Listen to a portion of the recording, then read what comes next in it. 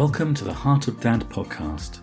Heart of Dad is a podcast for entrepreneurs who are passionate about their families and business and looking to find more clarity, more balance and more alignment in all areas of their life. Come and join the community at heartofdad.com or on Facebook at groups/Heart of Dad.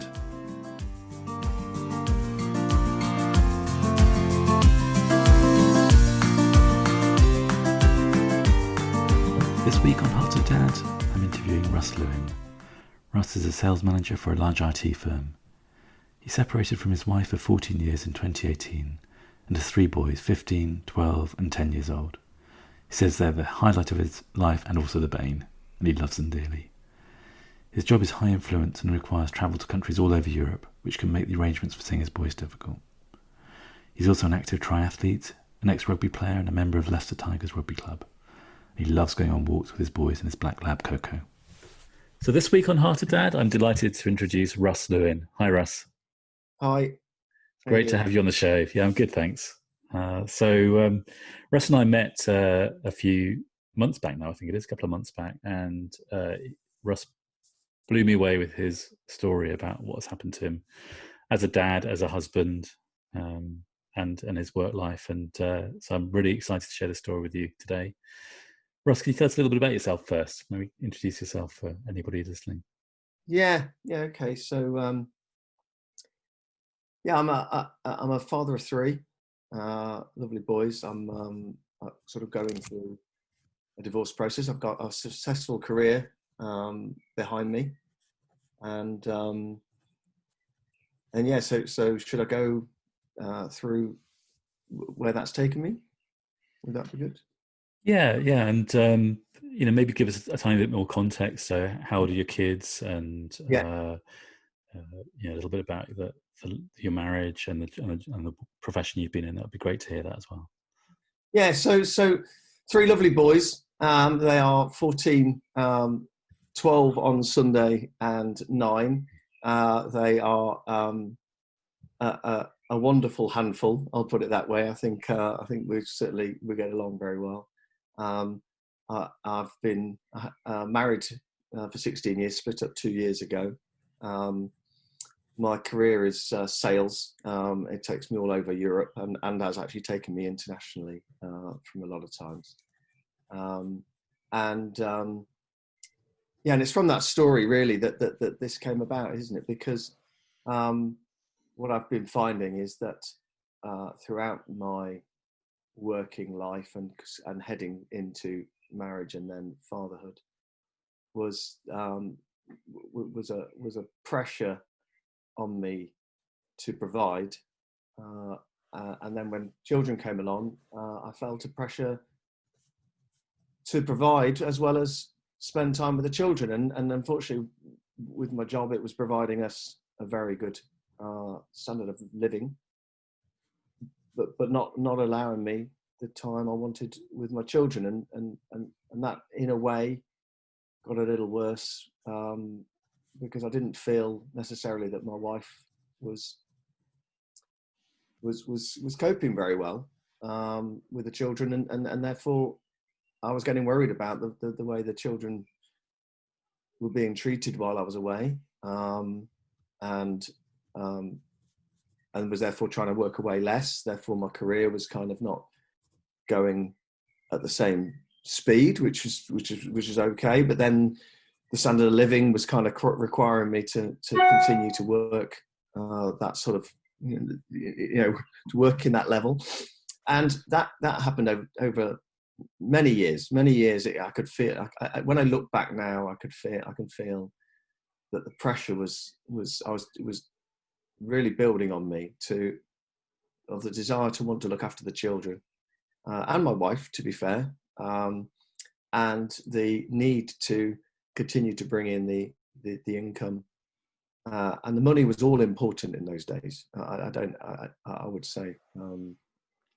How did that conflict play out within you? So there's that pressure to maintain a standard of living, and you're seeing things at home that are happening, and you're spending time away, and that seems like a sort of great conjunction of conflict within you potentially. Yeah. So I think it did. I mean, it manifested itself in terms of me staying away too much, okay, almost sort of like running from it, and then coming back and running from the job, and a constant conflict like that. So as it panned out, then basically I spent more and more time not putting the effort into the job. Actually, sort of almost went the opposite way to what a lot of men do, I suppose, and that culminated in the end in me losing the job I was doing. I wasn't doing the job I needed to. I was senior, and just simply wasn't delivering, and going through a period, quite a long period of unemployment where I couldn't find another job. And it's funny because I'll tell you, there were huge money concerns. There were huge concerns on trying to get a job. But out of all of that period, the lovely thing about it was I was spending so much time with my children. It was unbelievable. And actually, almost I'd take that as a preference. And since then, I've got myself back into job. I've got myself back into my career. Luckily, into a fantastic role, where the company is totally focused on the employee and the employee health, and the employee welfare, and working with the family into this working life, which is excellent. And what it means now is that I can sort of continue my career to a slightly lesser degree, and have the time and flexibility to spend with my children. Brilliant. Do you want to just is your email on, Russ? I can hear some pings. Yeah. Brilliant. Perfect. Thanks. Yeah. So kind of organically things have turned out all right, so to speak.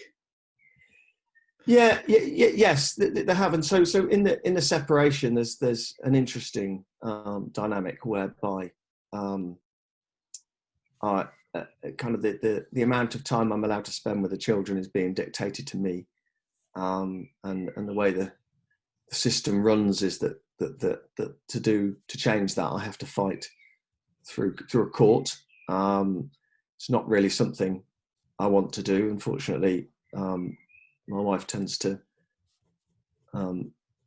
use the children a bit too much within any stress that's caused to her. So I'm sort of having to remove any desire. I don't know how to put this. I'm going to sort of have to cope with the situation as it is, or risk the children getting more affected by me going through the courts and running the system, and that's quite difficult. But throughout all of this, throughout 2 years since we've split, and it's been really quite nasty at times, I've had lovely moments where the children they've asked to see me more. They want to see me more. They look forward to coming to me. They are sad when they leave me, and I've been able to manage my work around the times that I have them, and only very rarely, I think.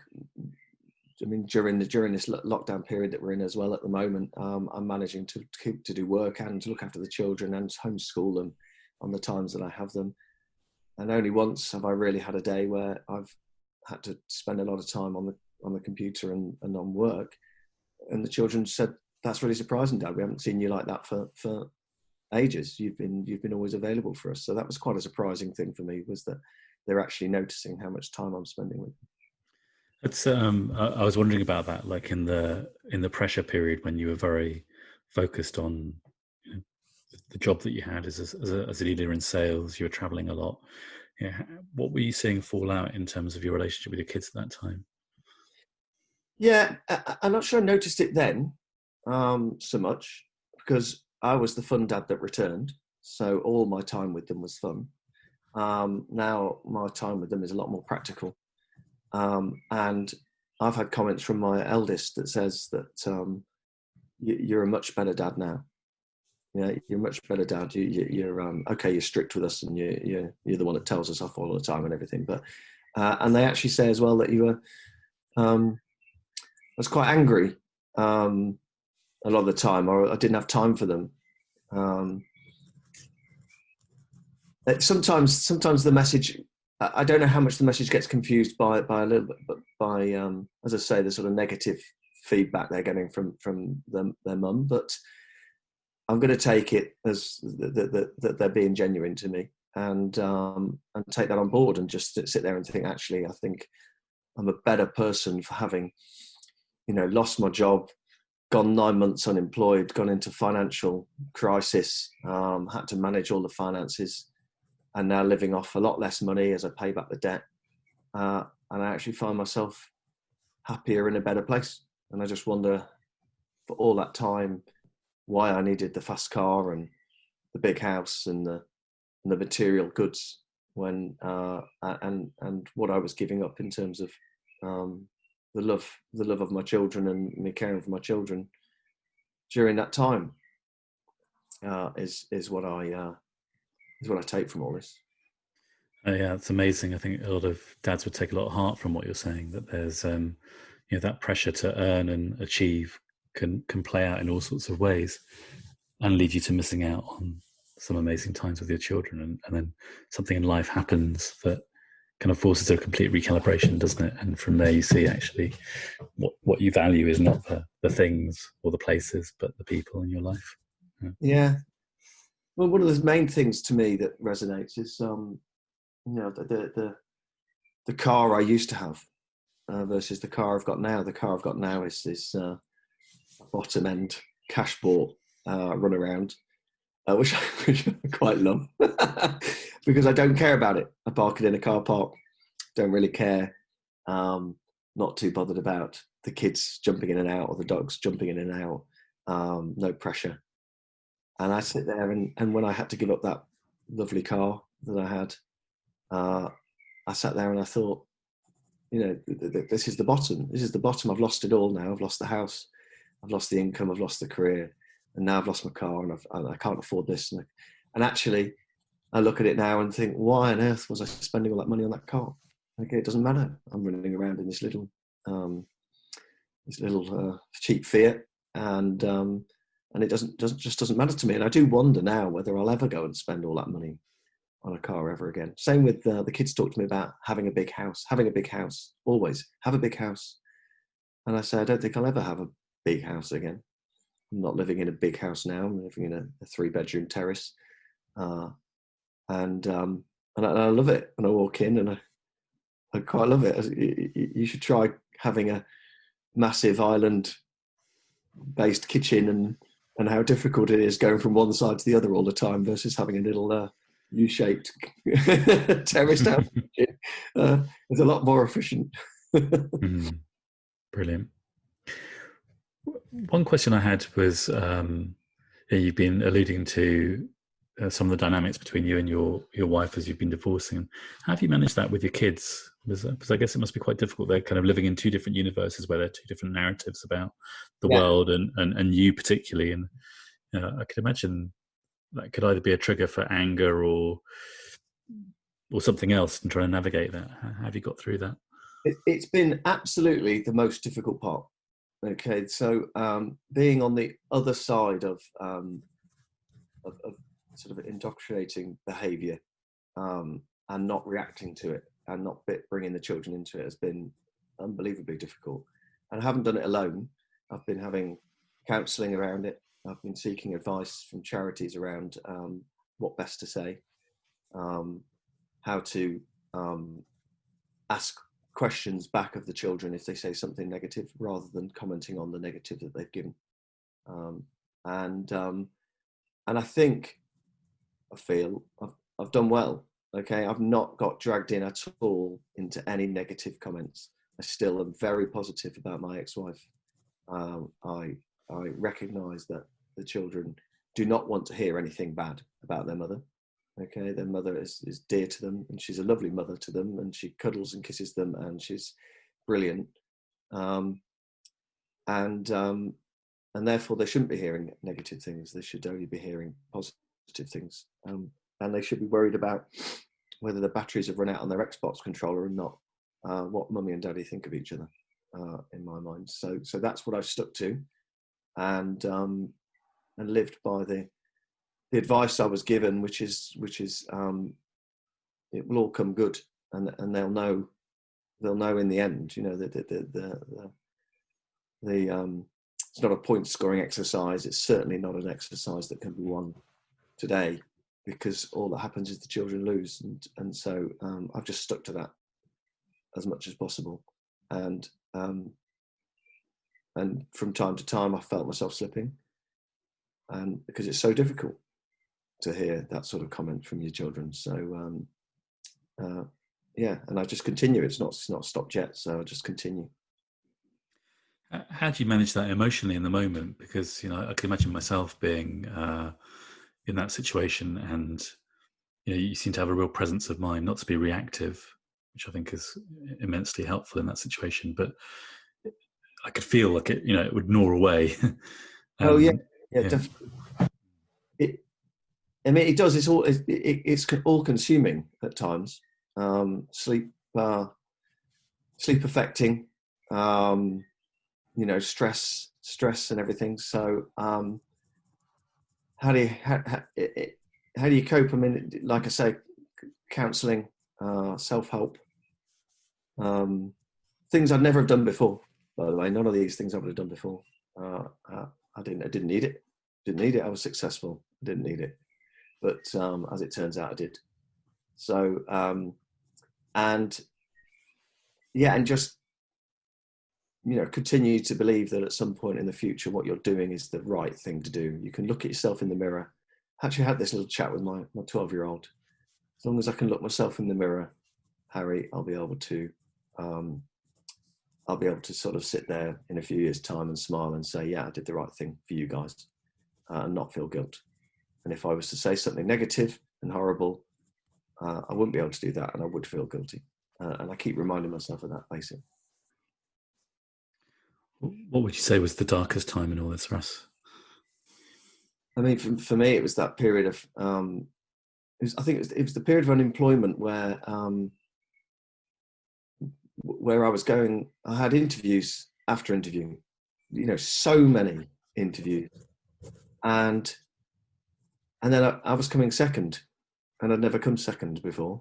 And then I was coming, not just second, I was not being considered. And as the longer I went unemployed, the less confident I was becoming, the more I was self-doubting, and the money was just going out the door. And then, 2 years ago, I was kind of staying in my mum's flat. My mum had moved out. There was no furniture in there. There was a red beanbag that I just used to sit on in the day and cry from time to time, and then go, right, get yourself back up, get your laptop back on, get applying again. And I do that, and then, you know, and then the next day I try and do the same, and try to do the same again. I made 100 mistakes financially that I tell as many people as I can the mistakes that I made, and what not to do. And I'm sure, in fact, I'm trying to be as helpful as possible in this particular situation at the moment with all these people that are struggling, what to do, how to go about it. And what I will say in those dark times is that the people that came out to help me were not the people you'd expect.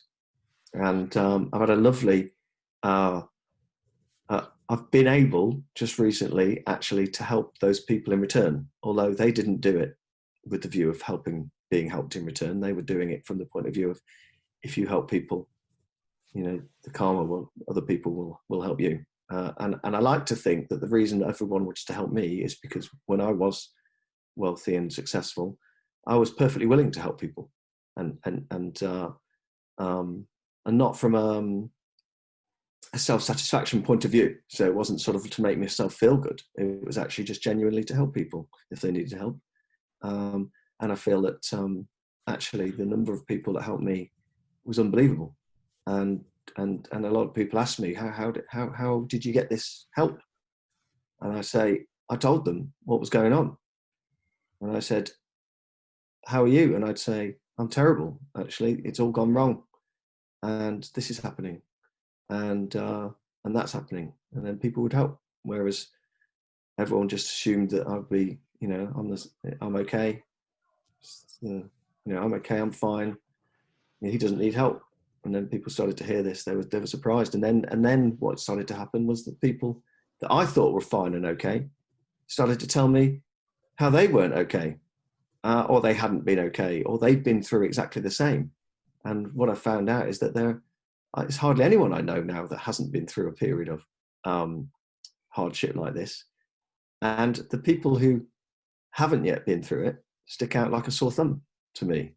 And it makes me wonder how arrogant I must have looked before this, when I went about life and things, because there must have been these people who've been through this hardship who would look at me and go, be careful how you behave.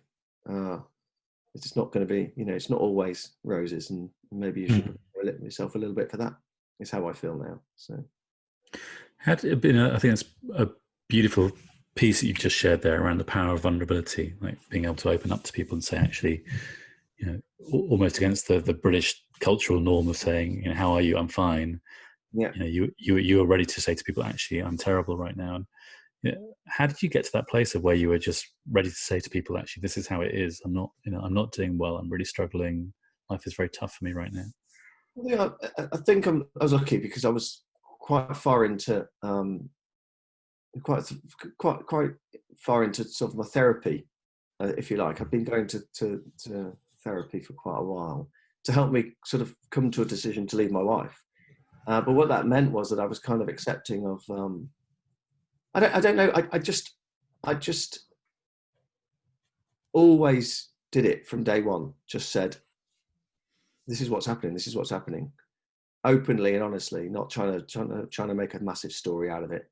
Not even like a woe is me or any sort of thing like that. But it was like literally, I'm this is it. This is what I'm going through. This is how what's happening. This is what I'm trying to do about it. And I'd ring people up and I'd say, I'm looking for a job. Why are you looking for a job? I've lost my job. And there were people that I still wouldn't tell this story to. But a lot of people I told the story to would say, right, I'll help you. I'll help you. I'll get you this, I'll get you that. And in the early days, I was still, hadn't dawned on me that what was going to happen, really. And yeah, looking back, I mean, you can't know that it's going to be 9 months. I was in an interview, a job interview, the day after I walked out of that. In fact, I think it was the same day I literally walked out of that job. We agreed to part, should we say? That I was in an interview that same afternoon. That this wasn't going to be a problem. I was going to get another job. I've always got another job. Always been successful. This was not going to be a problem.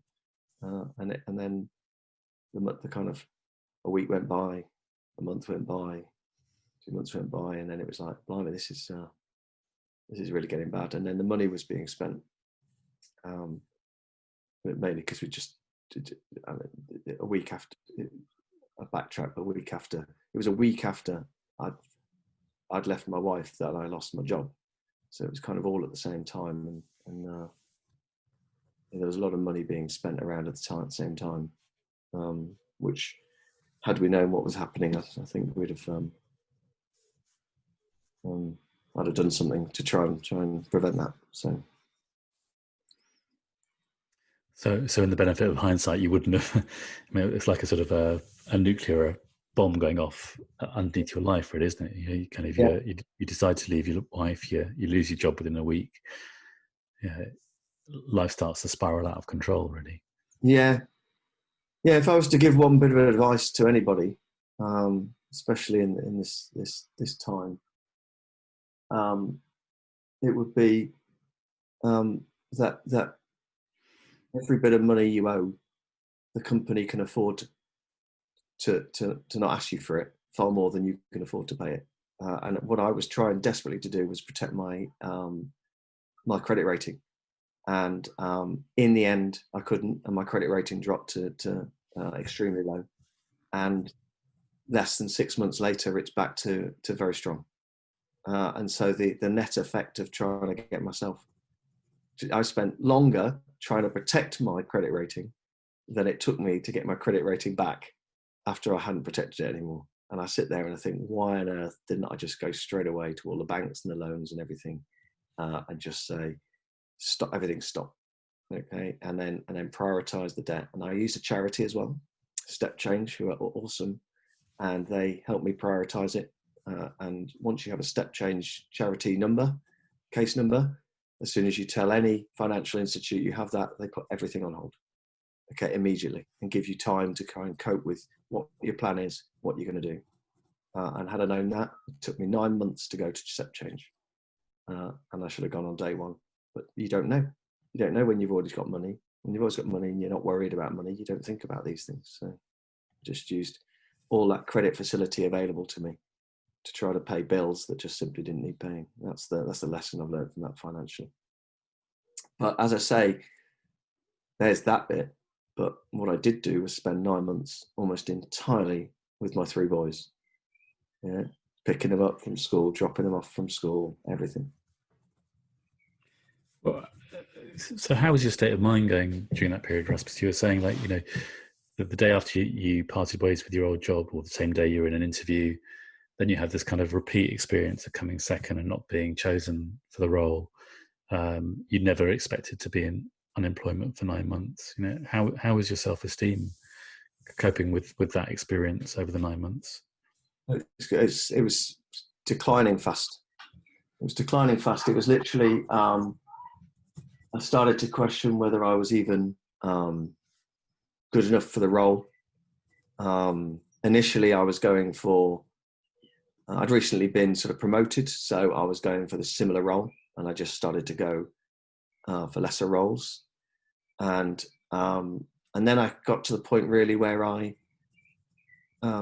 I just decided to focus in on where I was. My experience was absolutely vital, kind of thing. So there was no question that an employer would have me for that skill set. And that's what I found actually, was that the employment market was such that you just had to be 100% fit, or you just weren't really getting there. And then I could talk confidently, and I wasn't making anything up because I just knew I could do that role. And actually, that's what I've ended up doing, is I've got sort of almost gone back to a role I was doing. And that itself is a bit of, from time to time, makes me feel, I'll bump into a few people and they'll be like, "Oh, well, you moved on from that role. You're back doing that, are you?" And before, that would have really got to me.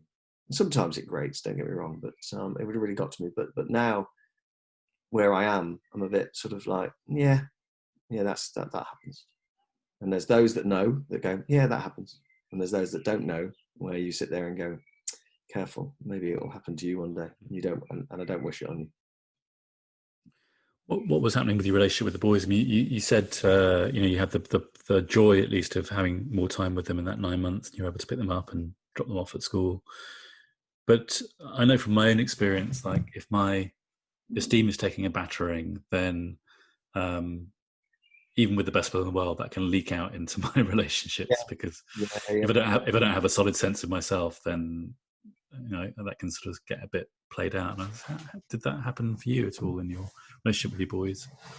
Yeah, I was short. It was quite short. Found myself drinking quite a bit,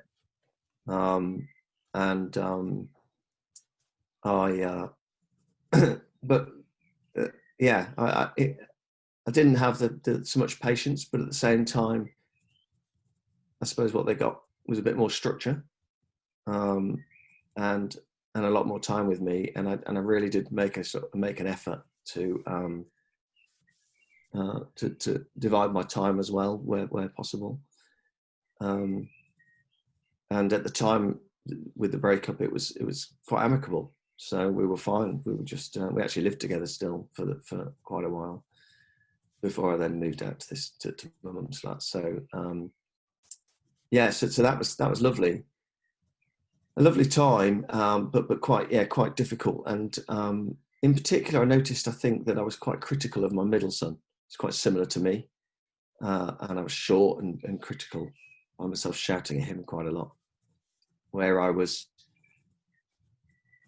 almost really forgiving of anything that was going on with my oldest and youngest.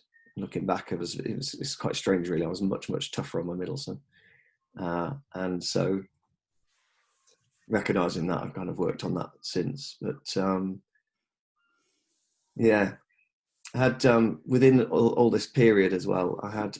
It's funny how these things come about because I'm unemployed, and my best friend, he unfortunately went blind in the same period, and he rang me up from Italy, and he was returning from Italy, and he said, "Russ, I need your help. I'm basically I'm going blind.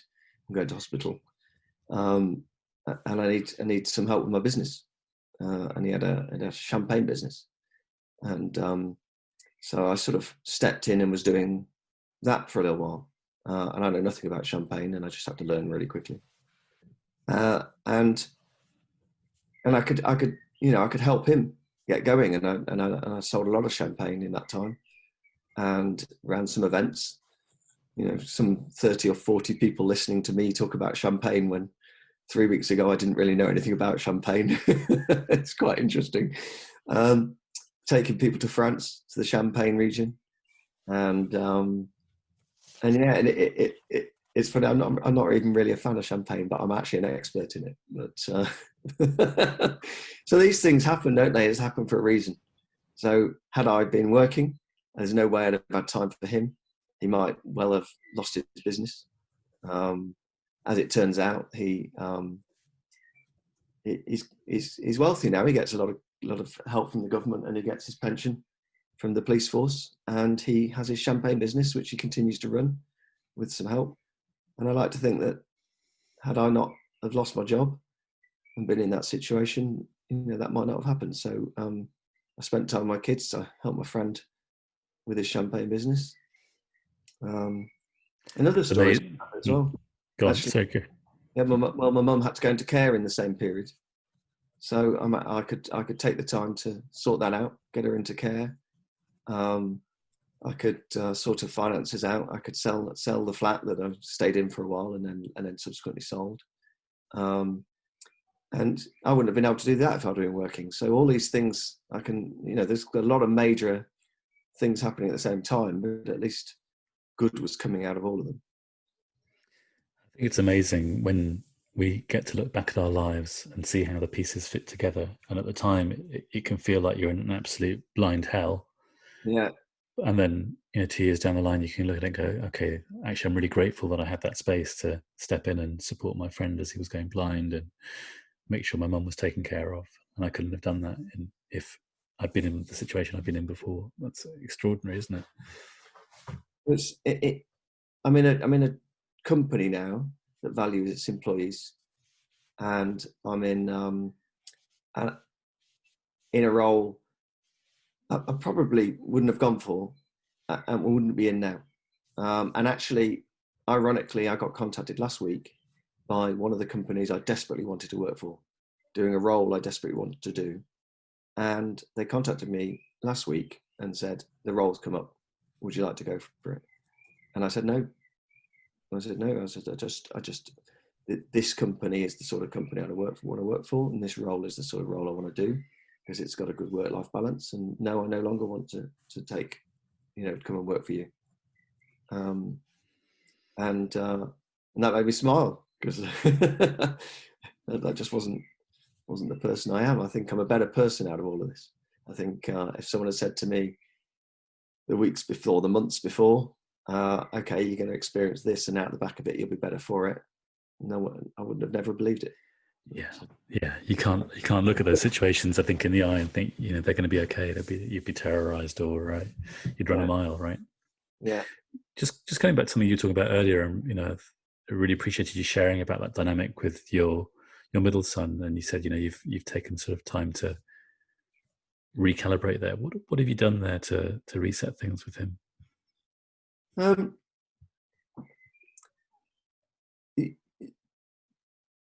What pointed it out to me was my eldest son saying, "You're always just shouting at him.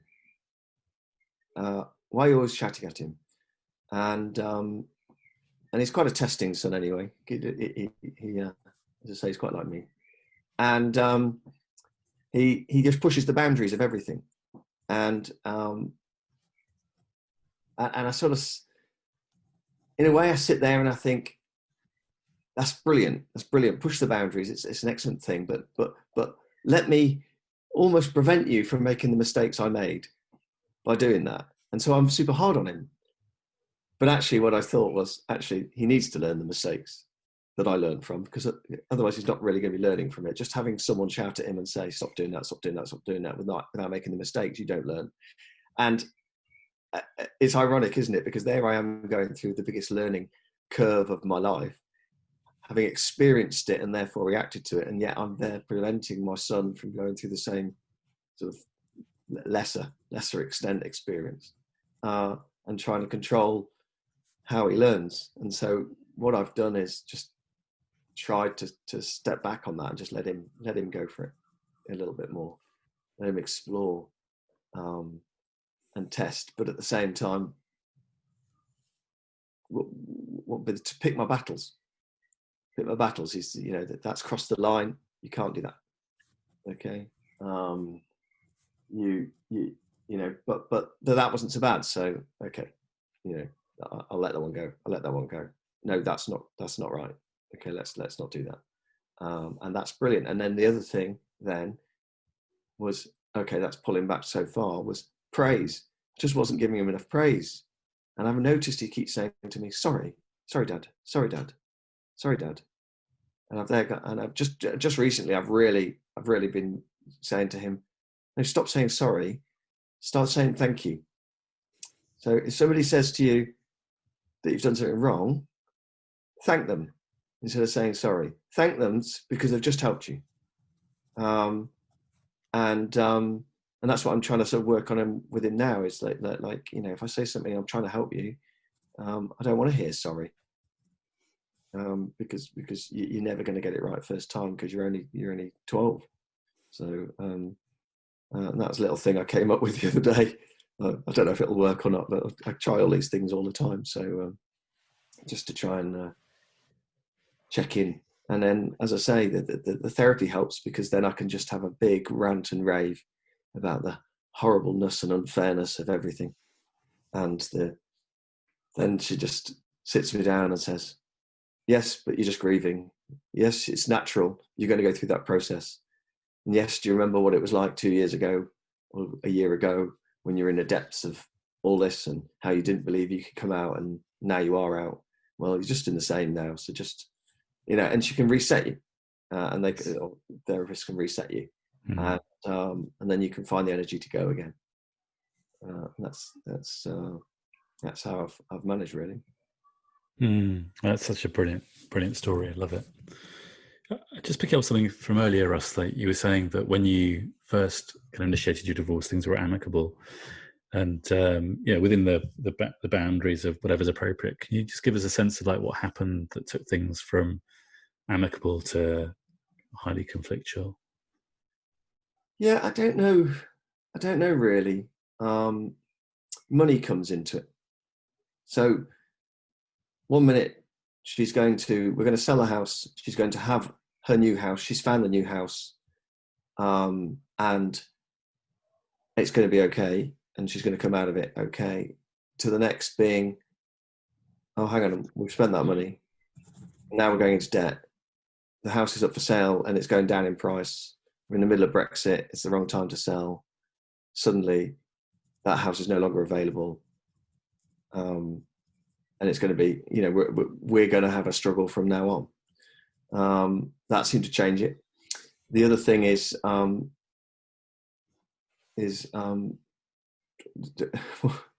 play school mums, the playground, right? They seem to. I don't know. The stories, the rumors, the be carefuls. Be careful. He's going to do this. Be careful. Well, you need to get yourself this. All of those things start to break you down, and I must admit, I had it all the time as well. And I'm quite a sturdy character, and even I found it difficult. I went to a solicitor, and luckily I went to a good solicitor, and they said, you don't need a solicitor. Go and sort it out yourselves. Go and amicably arrange to sort it out yourselves. Unfortunately, the solicitor wasn't quite so mindful of the situation, a bit more old school maybe. And that started to wind the situation up. And then a payment would get missed. And And it was my fault. And of course, it wasn't anyone's fault. I mean, we just didn't have any money. The payments were getting missed, but it just winds the situation up. And it was no one thing. I wouldn't say it was just our communication was breaking down. And when I say our communication was breaking down, our communication had pretty much broken down before we broke up. So it wasn't a surprise to me that we could no longer communicate. And then the next thing that I know, we're going to court and to sort out the finances, which don't exist because we didn't have any. And we are going to court, and we're not agreeing on children, and I'm to blame with the children, and everything. And then I'm seen with someone. I'm seen, walking with a woman. Suddenly, that's there's all sorts of stories about that, and it doesn't matter whether it's a girlfriend or not. I was single, but the point is, it just all gets taken out of proportion. It really does, and then everybody's in your ear on both sides. I had it so much. Every single person telling me, "Be careful of this. Be careful of that. Protect yourself. Record this. Record that." And what I will say is that if you end up going to court, 98% of the cases ignore every single one of those bits of information that you've recorded. Okay, it doesn't matter. So I was trying desperately to say, no, if I start recording, it's almost like I'll project onto life the outcome of this scenario if I start recording all the bad things that she does. Because then all I'll remember is the bad things that she does, and I'll read them, and I'll start to get worked up by the bad things that she's done. So I recorded nothing, okay? And I haven't recorded anything throughout the whole process. And sometimes I remember I got accused of everything. I think my divorce, reason for my divorce had something like 27 misdemeanors on it, of which I laugh because some of them were laughable. They were just so far from the truth, but I just accepted it. I just signed it. I said, let's just do it. Let's just keep riding over it. Yeah, let's just keep riding over it. This is where I wanted to go. Okay, I just need to get out of the situation. You can go back to the counsellor. You can have a rant and a rave. You can say that was unfair. Why is she doing that? They put you back on a level playing field. Say, just stay true to yourself. Don't get wound up by it. Look after the children. They're the number one. Okay, and you can get through it. And now, actually, we're starting to sort of talk again. There's been some contest over the children. So I want equal access to the children. It was always what was agreed. But unfortunately, if she doesn't make it equal, then she gets a load of money. So she hasn't made it equal. So now the kids don't get to see me as much as they want or desire because there's money behind it. And I actually don't blame her for that. I blame the government system. If you get offered hundreds of pounds a month to change it so that the kids see him slightly less, then you're going to be tempted to do that, especially if you earn a lot less. So I found that actually is something that gets me quite a lot, is that it's not her fault that she's been put in a scenario whereby the system is driving her behaviour, and you can't blame her for the behaviour. And so what I've actually done is I've said, okay, then if it's money she needs, then fine, let's just accept that the money's going out now, and hopefully, if I just accept it for a while, things will calm down, and then she won't mind if the kids come to me a bit more. And I wanted to put arrangement in actually whereby the finances were agreed, where it wouldn't matter when the kids stayed with me. Okay, so we could do it just independent. If they live with me full time, you still get the money until they're, until a certain period or whatever like that. But we're not at the place to be able to agree that sort of deal right now. I think the solicitor has wound it up so much, and the whole process has wound it up so much that we're going to have a period of calm, and I'm just going to have to accept it. I'm going to have to accept the unfairness of the situation for the good of the children, and I hope it comes good eventually. I mean, it's a pretty amazing story you've been sharing today, and I've got a couple of other questions I wanted to ask you. But one reflection was that so your career has been in sales, and sales is about winning, right? In some form or other. I mean, service as well. It depends what school of sales you come from, but yes, serving your customers. But there's an element of winning in it as well, competitiveness.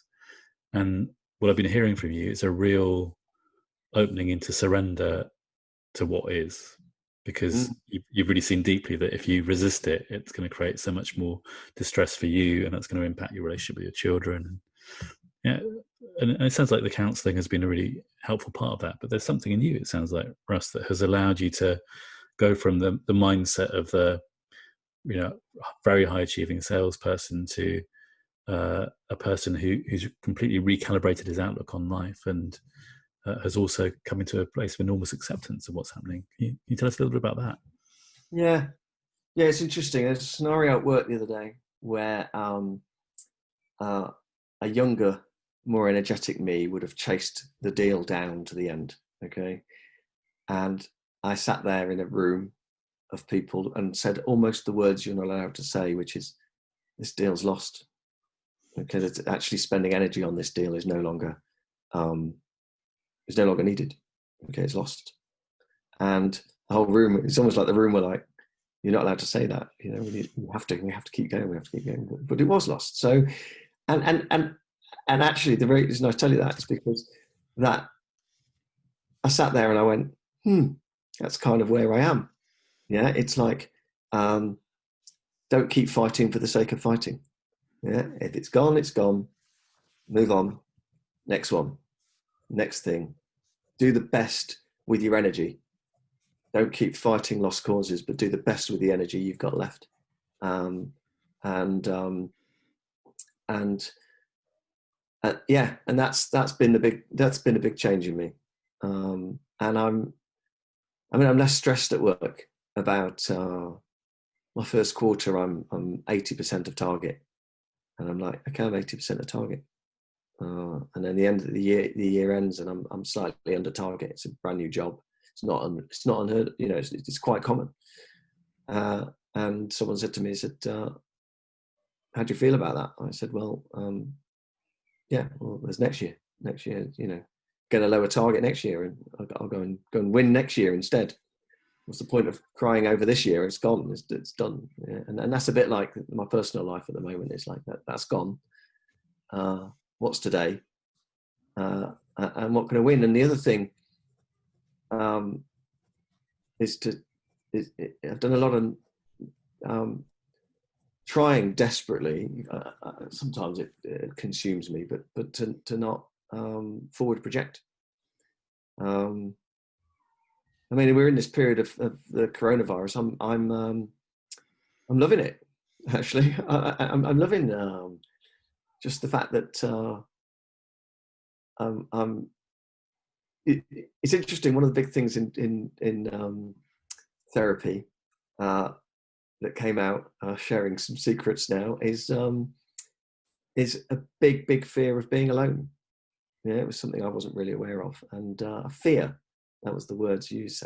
And now I'm alone. I'm sitting here, and in this particular cycle, I'm going to spend 5 days all on my own in a house, and I'm loving it, actually.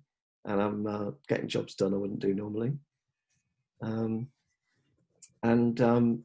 getting work. I'm actually doing other bits of work. I did struggle when I first started this job. I actually went to my employer and said, I can't cope. I can't even cope with this lower job. Just can't concentrate on it. And they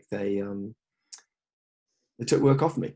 They just said, okay, we'll take work off you. So to book out 2 hours a day and go and have a run, something like that. And, just get yourself better and then come back.